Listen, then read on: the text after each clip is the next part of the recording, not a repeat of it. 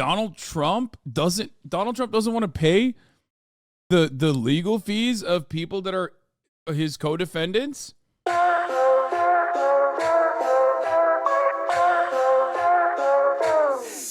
Some exclusive new reporting on the hundreds of thousands of dollars in legal fees that Rudy Giuliani is now staring down and the desperate attempts that he has made to get former President Donald Trump to cover them. With his attorney in tow, I am told that Rudy Giuliani traveled to Mar-a-Lago in late April on a mission to make a personal appeal to Trump to pay his legal bills. By going in person, Giuliani and that lawyer, Robert Costello, believed that they could help explain face-to-face why Trump needed to assist his attorney with those ballooning legal bills. They argued that really it was in Trump's best interest to do so. But apparently it fell on deaf ears. Trump is notoriously strict about digging into his own coffers. He did not seem very interested, I'm told, in covering everything that Giuliani and Costello wanted. One source says that he verbally agreed to help, but he didn't commit to any specific amount or timeline. Another source tells me that Trump really only agreed to pay a small fee from a data vendor that was hosting Giuliani's records. I'm told that was about $340,000, while in total, Giuliani's legal fees are in the seven-figure range. Giuliani's trip to Mar-a-Lago has not been previously reported. We're telling you about it first here on The Source tonight, but it does indicate the level of financial stress that he has been facing for months now. Some people in Trump's inner circle were actually surprised by Trump's unwillingness to pay for Giuliani's bills, given. How are you in Trump's inner circle and you're surprised? Like, I don't even think Rudy Giuliani was surprised that Trump said no. He went anyway because he has no other options.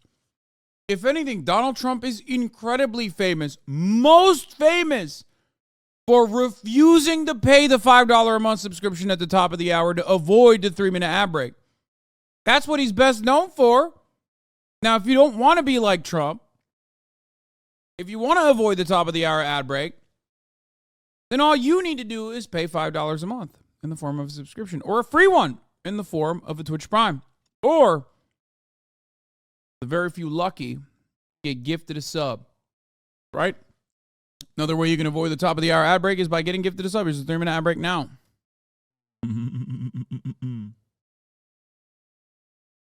But yeah, it's so hilarious to be in Trump's orbit, in his close circle, and be like, what?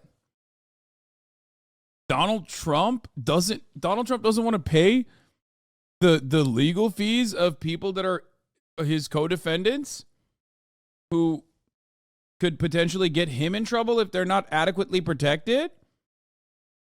He could find himself under intense pressure to cooperate with federal and now state prosecutors who have charged Trump. Giuliani already sat down voluntarily with Jack Smith's team this summer in 2 back-to-back sessions. He's now a co-defendant in the election interference case in Georgia. He is facing 13 criminal charges, like Trump, and potentially serious prison time. It's not out of character for Trump to not want to pay legal fees. This is something we have heard from many of his attorneys in the past, including his former attorney, Michael Cohen, when I sat down with him last month. Now, history repeats itself. One thing that we know for certain is that Donald does not pay legal fees. Donald doesn't pay fees at all. There's a pattern to what he does.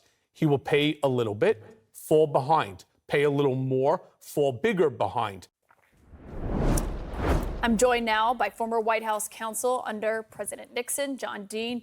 John, good to see you again. I mean, what do you make when you hear that Rudy Giuliani is going to Mar-a-Lago, making this desperate plea, trying to get Trump to pay for his legal fees? I love this guy constantly being on CNN. One, because he's profoundly old, and two, he's like, his glasses are from the Nixon era. He himself is a Nixon guy. Like, what do you think about a competent legal team in comparison to Trump's incompetent legal team? And especially as it pertains to like avoiding any kind of legal scrutiny for illegal acts. And Trump not really reciprocating on most of that. I think that Trump is aware that during Watergate, for example, the payment of legal fees got lawyers in a lot of trouble, as did joint defense agreements. The fact that he's not paying, though, is a pattern of this man. As Michael just said, he just doesn't like to pay his bills. So he will have people come after him to get the fees. He had an agreement with Michael, and Michael had to go to court to get his fees paid. So, Caitlin, there's no surprise here. And Trump, I think, is willing to tough it out. He doesn't think Rudy will flip. But that is a concern. I mean, I think people, the Michael Cohen effect, people have said that Trump has kind of changed his tactics there because of a concern of it turning into a Michael Cohen situation, potentially. I doubt that Rudy will. Rudy knows the inner workings of the system better than most as a former U.S. attorney from the Southern District of New York. He knows particularly the RICO law. He will try to poke holes. He will think he can prevail. He'll. This is John Dean, who Nixon attempted to force to sign a letter of resignation that amounted to a confession that Dean had directed the Watergate cover-up without the knowledge of the president, Haldeman or Ehrlichman.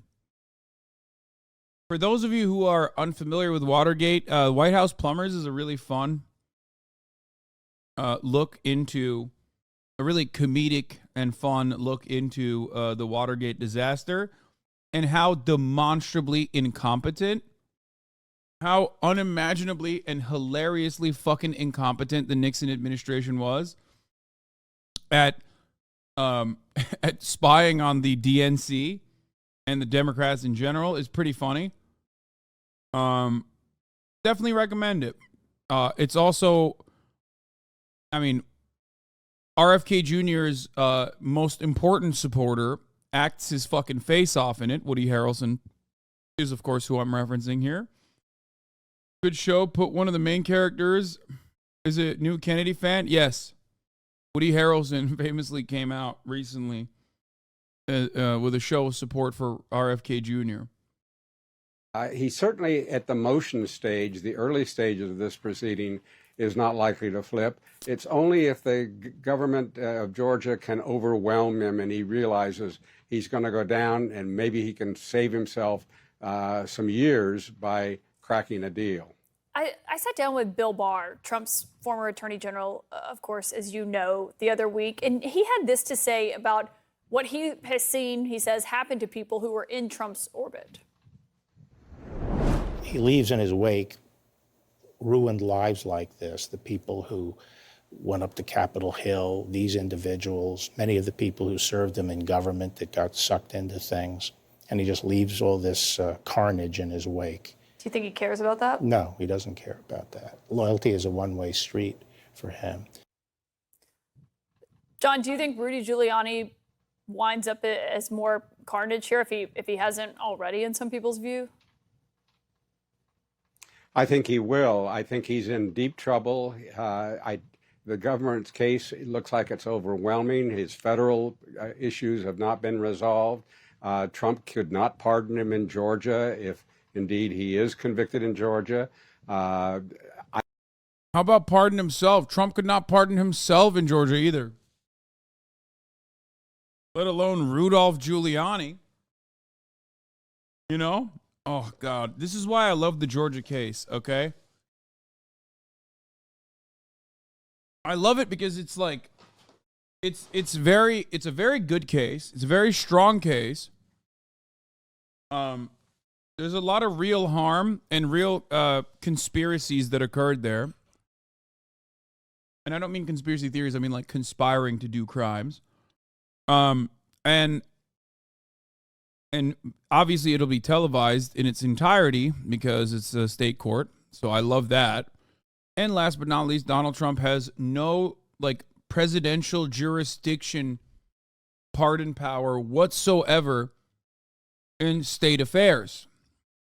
As a matter of fact, as we found out, even the fucking governor does not have singular pardon power in the state of Georgia, unlike some other states. So it's awesome. I don't think Trump is going to make it back to the White House. I think people. Oh, yeah. The Roger Stone planning the fake electors video came out, too, which was an Ari Melber The Beat exclusive, which hasn't gotten a lot of momentum. I don't know why. Maybe it's like not a real bombshell. Maybe they're exaggerating it. Because usually things like that get a lot more coverage. People are starting to get a glimmer of what that could be, and they don't want it. Maybe more Republicans will do that before the primary vote. I don't know. They're slow learners, apparently. So I think Rudy is going to get destroyed by this. It's sad, but true. I mean, yeah, what is he, if he is as out of money as his attorney was arguing in court today that he is, I mean, the entire reason his attorney was in court today was arguing that he could not pay part of what he is being ordered to pay as part of that Smartmatic lawsuit. I mean, what does he do in that situation? Does he represent himself? I mean, what options does Rudy Giuliani have at that point? Well, he can get a court-appointed lawyer at some stage. Representing yourself is the worst option because anyone who represents himself is likely to make bad decisions about that representation. I think Rudy is likely to go into Chapter 11 or bankruptcy of some sort. I understand his apartment is on the market. It could raise several $1 million. But he probably has a lot of debt he has to handle immediately as well. So I think bankruptcy is a potential and maybe a court-appointed attorney. I mean, that would be kind of remarkable in the worst way. Ain't if someone no, was, once known as ain't no way. Ain't no fucking way broke boy gets a court-appointed attorney. That is fucking hilarious. Oh my God. I wish Lowell Overruled was in Georgia instead of New York. Imagine Alex having to fucking defend Rudolph Giuliani. Hasan, make an offer on his apartment for 1/8 asking price. What is that? Whose apartment? America's mayor, the role that he had after 9/11 is then potentially, as you predict could happen, being represented by a court-appointed attorney. Oh, Rudy's selling his apartment. I can't wait for the Adam McKay movie of this. Oh, it's so true. There will be a banger Adam McKay movie made out of this. And filing bankruptcy. Are you even listening to the vid? Okay, I was fucking pissing, okay? I to cover his legal fees. It has a Shakespearean element about it, although I don't really think of Shakespeare when I look at Rudy and some of the news clips of him recently. It does have that kind of tragic tale that is being told in front of us. So we'll have to all watch, and no one wishes him ill, but he's gotten himself where he is. What do you make of? Can Rudolph Giuliani get 6.5 milli for his Upper East Side apartment? Yo, look how gross that shit looks. Bro, I'm not even kidding. I can smell it. You know what I'm talking about? I can smell that apartment. Just by looking at it, I can smell that apartment, and it's disgusting. Yeah, mothballs and red wine stains. I want to roll up to him and be like, I'll give you fucking $1 million. Not a single dime more. Take it or leave it, bitch. Take it or leave it, broke boy. The hefty price tag made us wonder if the 79-year-old was being realistic. It's on the Upper East Side, close to Central Park. On Madison Avenue, the building dates to 1906 and fronts a Gothic-inspired brick and terracotta facade. High floor ceiling, resident bows, plenty of sunshine. Original details include windows, hardwood floors, wood paneling, and leaded glass. The unit is accessed by a semi-private elevator. The formal layout includes a living room, a library, a wood-burning fireplace, a dining room that leads to a glass conservatory. Eating kitchen comes with a butler's pantry, and there's a laundry room and a staff room with an entire ensuite bath. Oh, God, look at these bedrooms. Oh, but the Eames Cook chair. My man's got the Eames Cook chair, folks. Look at that. 2 bedrooms, 2 baths were combined to create an impressive primary suite. It was a site of an FBI search. Ex-mayor is on the home since 2002. Only one other apartment is currently for sale in the 33-unit building. That one is located on a lower floor and has 4 bedrooms. It's available for $2.8. At 2,200 square feet, the place comes out to be $1,300 per square foot. Giuliani's price is higher up and has a slightly bigger floor plan with 10 rooms, roughly 2,500 square feet.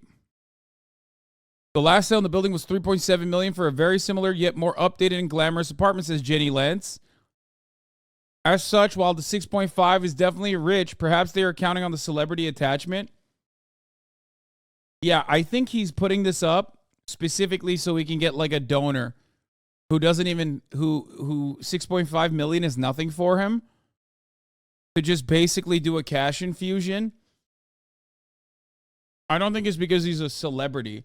I think it's like a Trump loyalist billionaire who just goes, yeah, fuck it. Here you go. Shut the fuck up. Because there is no shot Rudy Giuliani won the deal for OxyContin maker to continue sales of drug behind opiate deaths. Wait, what the fuck? Purdue Pharma hired Rudolph Giuliani, the former New York mayor and now Donald Trump's lawyer, to head off of a federal investigation in the mid-2000s. The company's marketing a powerful prescription painkiller at the center of an epidemic that is estimated to claim 300,000 lives. While Giuliani was not able to prevent the criminal conviction over Purdue's fraudulent claims for OxyContin safety and effectiveness, he was able to reach a deal to avoid a bar on Purdue doing business with the federal government, which would have killed a large part of the multi-billion-dollar market for the drug. God, I fucking despise this piece of shit so fucking much.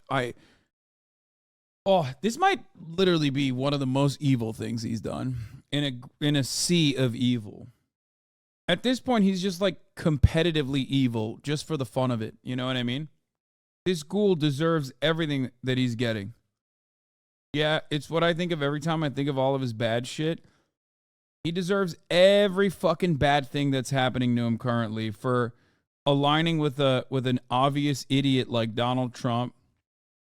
Of what we saw at a Georgia overall, the district attorney there saying that she wants to have a March trial date. She's actually asking for March 4th of a trial date. I mean, whether or not that actually happens remains to be seen. But does that seem realistic, just given the makeup of this case, how complex it is, the fact that there are 19 co-defendants here? I think what's going to slow down the Georgia case is the others will file a kind of motion that Mark Meadows has filed to remove the case to federal court. While the state proceedings will continue, it will bog things down a bit. And I don't really believe, from my talk with lawyers who've really studied this body of law about removal, that they are going to remove the case to federal court. And if they do, it's still the same Georgia prosecutors. And the calendar could be even clearer at the federal level. I don't know. It's just a different jury pool, broader, wider. So that's what's likely to slow it down, Caitlin, is the removal of proceedings. So you don't think that they're likely going to be able to get it moved from a state proceeding to, as Mark Meadows is doing, but also we are told by sources that Trump is also likely to do. You don't think that's likely? I don't. It's hard to envision this as official behavior of any of the people. When you read that indictment and you read what is being included, Mark Meadows was not just setting up meetings. I'd be so sad. Trump is trying to do this as well, by the way.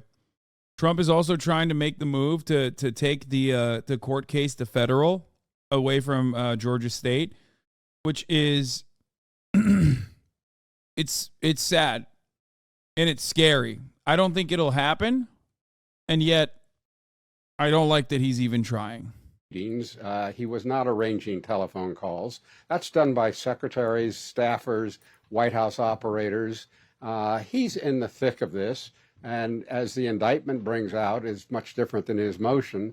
So I don't think they're going to prevail. And many of them don't even have federal standing to move. Those who are the fake electors, for example. And it's just limited to those who were in federal office when these events happened. Guys, you have to understand, the guy that they're talking to right now is fucking ancient. He was born in 1938. Okay, here he is.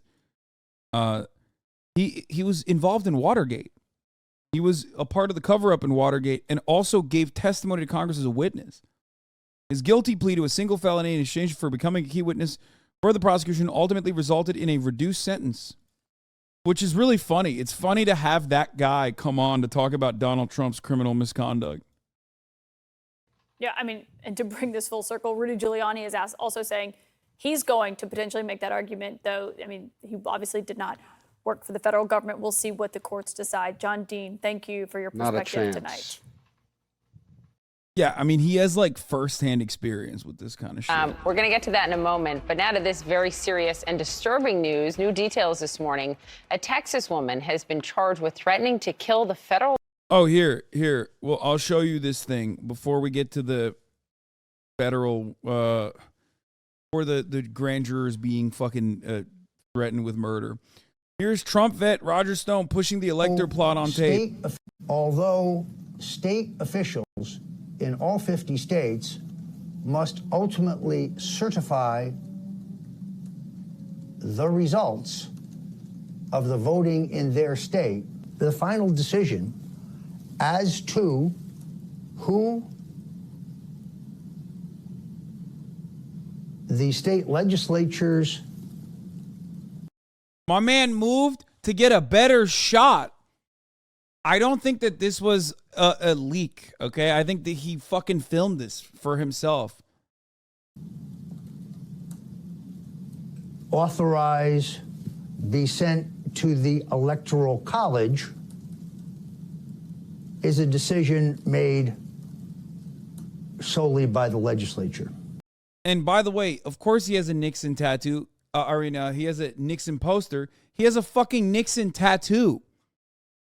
Any legislative body may decide on the basis. Guys, Roger Stone has a Nixon back tat, and it's a large one. Of overwhelming evidence of fraud to send electors to the Electoral College. Saw something about this on Danish news because it was apparently a Dane shooting this documentary. It's called A Storm Foretold. Love that. Who accurately reflect the president's legitimate victory. He also is absolutely a conehead. He's got that, what's that fucking crypto dickhead who loves Elon, who blocked me? God damn it. He has the same exact egghead that other guy has. Andreessen, Mark Andreessen, exactly. Him and Mark Andreessen have the exact same shaped head. It's like there's something real weird about it. I don't know if it's like it like happens when you're coming out of the womb or something. Like I don't know what it is. In their state. Can we move on? No, bitch. What do you mean? Can we move on? Which was illegally denied him through fraud. We must be prepared to lobby our Republican legislatures by personal contact and by demonstrating the overwhelming will of the people in their state, in each state, that this may need to happen. I absolutely love that Roger Stone out and about in broad daylight in fucking public is basically like, here is how I'm going to do something very illegal. Please make sure you get the right angles. Danish documentarian. Like these guys they're awesome. I mean, Roger Stone is also the guy responsible for the Brooks Brothers riot in Florida, something we've talked about a lot. He has a lot of experience. He's the guy that you go to when you want to steal an election. That's for sure. After all, he stole one already. And there's something very funny about just doing it so openly, you know? Doing it so out and about in such a flagrant capacity. Just like, yeah, I mean, who gives a shit? Yeah, I'm doing fucking illegal stuff. What are you going to do about it? Shut the fuck up. Here, make sure you get my good side, you know? Like, I already stole one. What are you going to do? They did nothing. They promoted me. I did everything right, and they promoted me last time. Every time there has been issues in American government with Republican presidents, Roger Stone is there. Okay? Like, this motherfucker worked on the Nixon campaign, dude. He is He's been there every step of the way. Roger Stone's like, oh, is there illegal shit happening? I will be there no matter what, okay? He's like a supervillain. He has a lot of supervillain-like qualities. He loves watching his wife get fucked by nubile young men. His words, not mine. That is not even a joke. He has put out ads on classifieds on Craigslist in the past. Yes. Where he engages in, cuckolding practices. He is incredibly flashy, as you guys know. There's a fucking Nixon tattoo in the back of his neck. My uncle-in-law worked for Stone in the 80s and would deposit like $101 donation checks from Communist Party USA or Black Panthers and then use the canceled checks and campaign smears. I love that. That's so awesome. It's really interesting because, like, what you're describing there is devious, except here, let me tell you, a lot of that goes unnoticed. Okay, there are still devious practices happening right now. An example I have talked about that no one really even gives a shit about because the dude is, like, ultimately irrelevant is the what is it, Doug Burnham? Is that his name? I keep forgetting. He's the governor of North Dakota. Or is it the southern one? Is it South Dakota or North Dakota? Doug Burgum. Doug Burgum is a billionaire governor of North Dakota. Doug Burgum has an actual scheme currently in order to accrue 40,000 individual donors to be able to appear on stage for the debates. He has to get 40,000 individual donors. So he set up a scheme where he said he would give $20 back in pay cards, gift cards for anyone that donates a single dollar. I just got $20 from him, Lamont. Yeah, see, people in here have done it. And it's really interesting. Another one they were talking about this on Chapo. I just listened to it. Another scheme was, I think is a brilliant one, offering campaign merch for $1, free shipping. Like for $1, you can buy anything you want. And then, that way, and plus free shipping, that way you can, you basically will force people to donate to your campaign, individuals to donate to your campaign. Another one is the party that one of the guys threw, apparently. I don't even know half these fucking people that are running for president in the Republican campaign, on the Republican side. Another one was throwing a party where Harry Johnson is sending his book out. I have it, and he's soliciting donations through it. The concert scam is great, where it's if you attend a concert that is being thrown, the ticket, like you have to pay for a ticket for the concert, and it's like super cheap, and it's in a water park. Pete Buttigieg did the same thing to get small donors. He did? I didn't know that. Is this legal? I don't think it should be, but it is, apparently. Yeah, see? Look, Perry Johnson. For $1, you get a woke, white, structured, adjustable hat. Made in the USA, baby. His entire fucking store is full of, like, shit that absolutely does not cost $1. Would cost way more than $1. Defund the FBI, abolish the FBI. I kind of want to buy these. I think I might buy these. Fuck. Perry Johnson, 2 cents to save America. Wait, it's $1? Yeah. And it's also free shipping. You guys don't understand. He needs individual donors. And if you're not like actually a serious candidate, you're not going to get 40,000 individual donors. So you have to set up a scheme. That's what these guys keep doing. Anyway, this is the best Perry Johnson clip. Dude, I don't even know who Perry Johnson is. Okay? This is my job. My job is to look at presidential candidates and tell you about it. And I didn't even know where this guy came from, what he was doing. I had no fucking idea. United States of America in every way. Let's let Iowa continue to be number one. Off the charts, Johnson full blast effort to ignite Let's campaign. do it. Let us do it now. He's like reverse Howard Dean. No, no, yes. Boy, I almost fell off. Very fired up there. Tonight we introduce many of you to Perry Johnson. He is running for president as a Republican. He's described on his website as a self-made businessman, problem solver, and quality expert from Michigan who helped save the American auto industry. Mr. Johnson, thanks for joining us. Well, delighted to be there, Brett. You know, I ask every candidate on this show, and I've asked all of them who has a chance to be on the debate stage, what's the most important issue facing America? The economy. We are literally $33 trillion in debt. In fact, Oh, thank God, dude. Thank God someone is finally saying what needs to be said. The debt. He's running to fix the debt. for the first time in history, we have At least he looks like Donald Trump on Ozempic, dude. This is why Donald Trump can never lose weight. If Donald Trump got on that Ron DeSantis style Ozempic diet, he would look like this and he would actually lose every election permanently.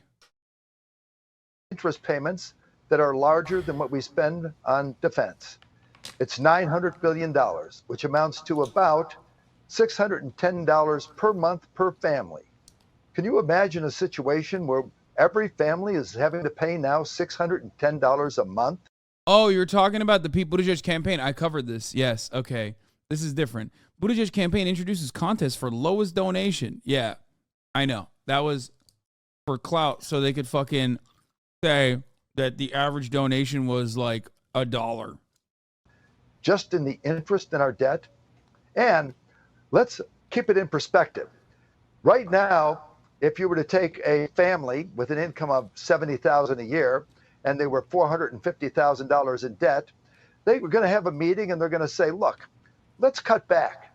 Next year, what do you say we only spend $91,000? It's nutty. And it puts everything in jeopardy. You know, a lot of people have seen your ad, a number of different channels, and the plan that it talks about is a 2% plan. Explain that, 2 cents. Well, right now, the government goes out of its way to spend every penny in the budget every year. They start in April to make sure that Bamzilla Gaming. Thank you for the 10 gifted subs. I'm not going to even fucking lie to you. There is 0% chance I'm watching the rest of this video.